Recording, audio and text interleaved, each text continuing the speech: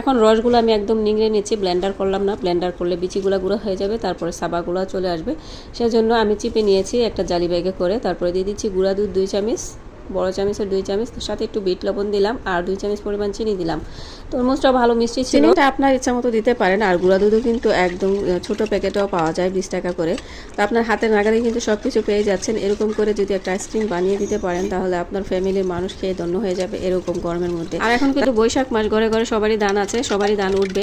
আর সেই জন্য এরকম যদি বাড়িতে এরকম ঠান্ডা ঠান্ডা জিনিস বানিয়ে রাখতে পারেন, কুলফি আইসক্রিম বানিয়ে রাখতে পারেন, তাহলে কাজ থেকে এসে হঠাৎ করে ফ্রিজ থেকে নিজেও খেতে পারবেন, সবাইকেও খাওয়াতে পারবেন। তো এখন যে তরমুজের মিশ্রণটা আছে সেটা আমি ভালো করে একদম মিশ্রণটা মিশিয়ে নিয়েছি, চিনিটা না গলা পর্যন্ত ভালো করে মিশিয়ে নিয়েছি।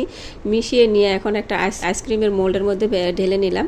ঢেলে নিয়ে যে ঢাকনাগুলো কিন্তু এটার সাথেই ছিল, এই মোল্ডগুলো এগুলো কিনতে পাওয়া যায়, আমি 50 টাকা করে কিনেছি।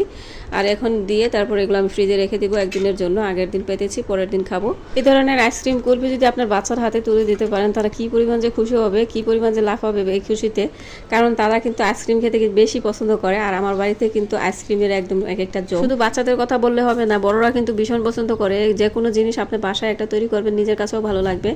অবশ্যই বাসায় এভাবে একবার হলেও ট্রাই করবেন। আর উপকরণও কিন্তু তেমন কিছু লাগতেছে না, খুব কয়েকটা জিনিস হলেই হয়ে যাচ্ছে। 4টা জিনিস হলেই কিন্তু হয়ে গেল। দেখেন পরের দিন কিন্তু আইসক্রিমটা বের করে নিয়েছি। আর আইসক্রিমটা ছোটানোর জন্য একটু পানি লাগাই নেবেন, দেখবেন যে একদম ছুটে আসছে প্রত্যেকটা আইসক্রিম। এরকম টানাটানি করতে হবে না, কোনো মশলামশলি করতে হবে না, টলাটলিও না, খালি একটু পানি লাগাবেন নিচে, দেখবেন যে আইসক্রিমগুলো পেরিয়ে সবগুলো বের হয়ে আসতেছে।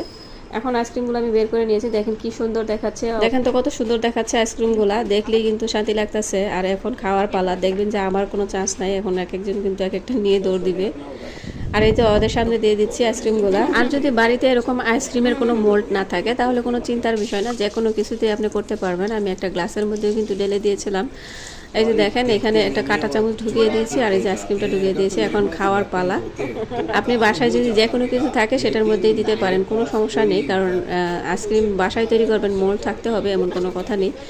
তো আমি একটা কিনে রেখেছিলাম, সেজন্য আমি কিন্তু খুব সহজেই বানাইছি। যাই বলেন, আইসক্রিমটা কিন্তু ভীষণ ভীষণ টেস্টি ছিল, অসাধারণ মজার ছিল। আর খাইয়া তো মনে হয় যেন কলিজা একটা ঠান্ডা হয়ে গেছে 1 মিনিটের ভিতরে সব কিছু একবার ঠান্ডা বরফ হয়ে গেছে। আর এতটা শান্তি আর কি করব, নিজের হাতের জিনিসের মজাই আলাদা। তো ভালো লাগলে একটা লাইক দিতে বলবেন না। আসসালামু আলাইকুম, আল্লাহ হাফেজ।